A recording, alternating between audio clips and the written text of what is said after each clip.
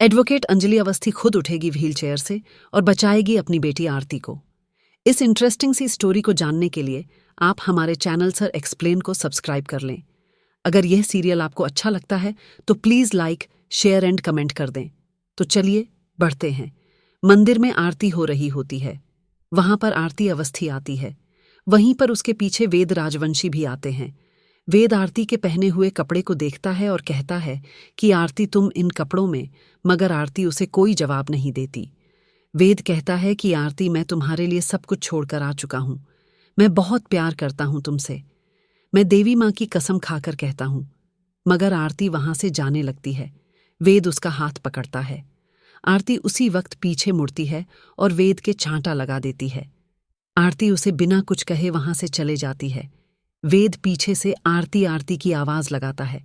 वेद कहता है कि मैं तुम्हारे लिए सब कुछ छोड़कर आ गया और तुमने यह मेरे साथ क्या किया। मैं तुमसे बहुत प्यार करता हूं। यह तुमने बिल्कुल ठीक नहीं किया। वेद माता रानी से कहता है, मां मैं उससे बहुत प्यार करता हूं, लेकिन इसने यह क्या किया। इतना कठोर व्यवहार। वो फिर से आरती को जोर जोर से आवाजें लगाने लगता है। तभी वहां पर दोस्तों आरती आ जाती है। वेद देखकर उसको हैरान हो जाता है और कहता है कि यह कपड़े। आरती कहती है, क्या हुआ मेरे कपड़ों को। वेद आरती को बताने की कोशिश करता है और कहता है कि अभी मैंने तुमको थोड़ी देर पहले देखा। तभी वहां पर कली आ जाती है और कहती है कि क्या आपने देखा। कली कहती है, आपने इसकी खूबसूरती देखी और फिर आपके खून में जो गंदगी है वह आपकी सामने आ गई। कली बेस से कहती है, क्या आप इससे शादी करना चाहते हैं। ऐसी लड़की किसी घर की बहू नहीं बन सकती। यह तो बस किसी जमाने की जमींदारों के घर पर भाई बनकर नाच सकती है। आरती को यह सब सुनकर गुस्सा आता है। वह कली को कहती है कि तमीज से बात करो, लेकिन कली कहाँ मानने वाली है। वह कहती है कि जी मेरे पति हैं, आप दोनों यहां पर कर क्या रहे हैं। वेद कली को कहता है, तुम जवान संभाल कर बात करो। तुम मेरे प्यार से बात कर रही हो। आरती मेरा प्यार है। लेकिन कली कहती है, ये क्या, आप प्यार प्यार करते रहते हैं। आपकी पत्नी मैं हूं। कली आरती को कहती है, अगर तुम में थोड़ी भी मान मर्यादा बची है ना तो तुम इनको छोड़ दो। आरती कली को चुप रहने के लिए कहती है और कहती है कि चले जाओ तुम यहां से। और आरती वेद के सामने भी हाथ जोड़ती है और कहती है कि आप भी चले जाइए यहां से। वेद आरती को आवाज लगाता है, मगर आरती वहां से चली जाती है और कली कहती है, आप अभी के अभी घर चलिए। वेद उस कली को कह देता है कि कोई घर नहीं है मेरा।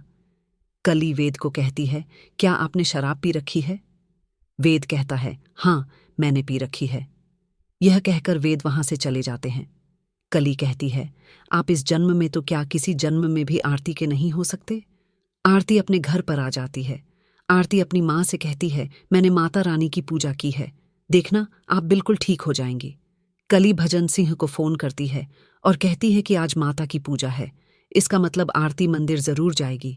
भजन सिंह कहता है कि हाँ मन्नत के लिए, क्योंकि उसने मन्नत मांग रखी है। पूरे नवरात्रि ना तो कुछ वो खाएगी और ना ही पिएगी। आज नवरात्रों का 5वां दिन है। ना तो उसने खाया होगा ना ही पिया होगा। इसका मतलब उसके शरीर में बिल्कुल भी जान नहीं होगी। कली कहती है, भजन जी आप सुन रहे हैं ना मैं क्या कह रही हूं। आज वह मंदिर जाएगी पूजा के लिए, मौका देखकर उसे मार दीजिए। भजन सिंह कहता है, ये क्या कह रही हो तुम देवी माँ के सामने। लेकिन कली इतनी बेशर्म है। वह कहती है, आज तक असुरों का वध होता आया है, आज आरती का वध होगा। कहती है, मुझे पता है ये जो भी घटनाएं हो रही हैं ना, इसके पीछे आरती का हाथ है। वो कहती है, महक और युवराज जी की शादी हुई थी, लेकिन वो सुहागरात वाले दिन अपने मायके वापस लौट गई। उसके बाद कोर्ट में केस होना, किसी वकील ने जाकर कोर्ट में केस करवाया है, लेकिन यह पता नहीं चल रहा कि किसने करवाया है। लेकिन मैं बहुत अच्छे से जानती हूं कि यह सब कुछ आरती ने ही करवाया है। इसलिए भजन जी आप उसे आज के आज ही मार दीजिए। आगे हम देखते हैं गणेश अवस्थी के घर पर राघव सिंह, अभय सिंह और साधिका के साथ पहुंचता है। गणेश अवस्थी उसे कहते हैं कि आप लोग यहाँ पर अब क्या लेने आए हैं। आप अपनी बहू को साथ लेकर गए थे, बहुत अच्छे से देखभाल करेंगे। ऐसा कहकर फिर उसे वहां से भगा दिया। राघव सिंह कहता है कि मुझे आरती से बात करनी है, लेकिन गणेश अवस्थी उन्हें बताते हैं कि आरती घर पर नहीं है, वह मंदिर गई हुई है। आज दुर्गा माँ की पूजा है। आरती भी दुर्गा माँ की तरह जोधा है, वह लड़ाई कर रही है माता का आशीर्वाद लेकर। गणेश अवस्थी कहते हैं, आज 5 दिन हो गए उसने पानी तक नहीं पिया। उसको विश्वास है कि माँ उसकी ठीक हो जाएगी। साधिका गणेश अवस्थी को कहती हैं कि यह कहानियां बनानी छोड़िए। आरती और अंजलि अवस्थी को माता का आशीर्वाद नहीं मिलने वाला। समझ गए आप? हमें बताइए कि अंजलि कहाँ है?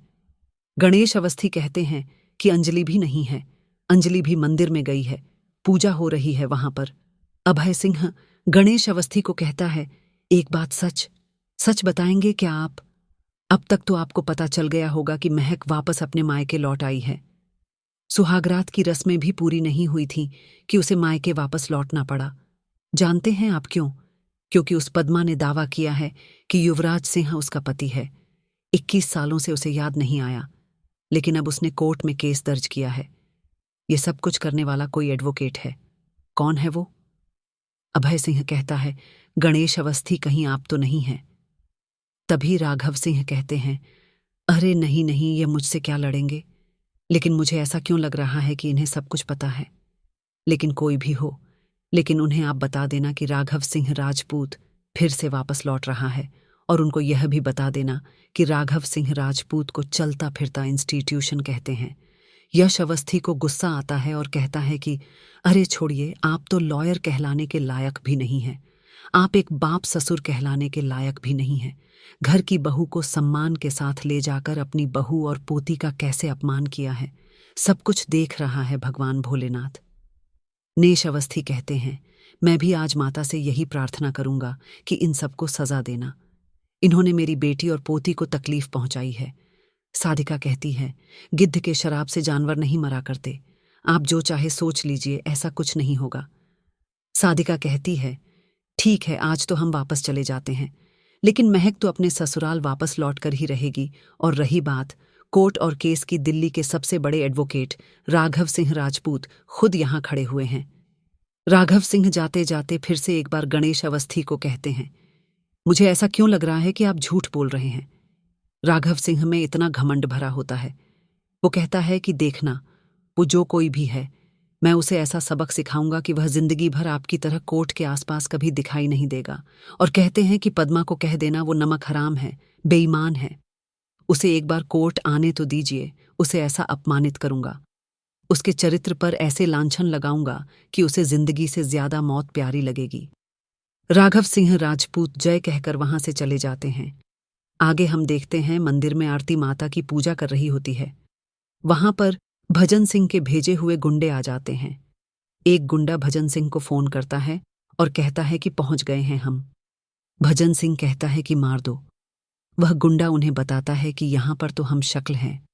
भजन सिंह कहता है, पता है मां बेटी है, पहले बेटी को मार दो, फिर मां को मार देना। आरती माता का गुणगान गा रही थी।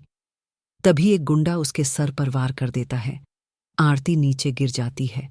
सामने बैठी व्हील चेयर पर अंजलि अवस्थी धीरे धीरे उठने लग जाती है। जब एक गुंडा आरती पर हमला करने वाला होता है, तभी वहां पर अंजलि अवस्थी आकर उसको रोकती है।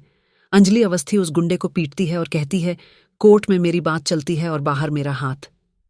दोस्तों, यहीं पर इस इंटरेस्टिंग से एपिसोड का एंड हो जाता है। चिल्ली अब ठीक हो चुकी है। अब वो क्या जलवा दिखाने वाली है, सब जानने के लिए आप हमारे चैनल सर्व एक्सप्लेन को सब्सक्राइब जरूर कर लेना। कल मिलते हैं एक और नए एपिसोड के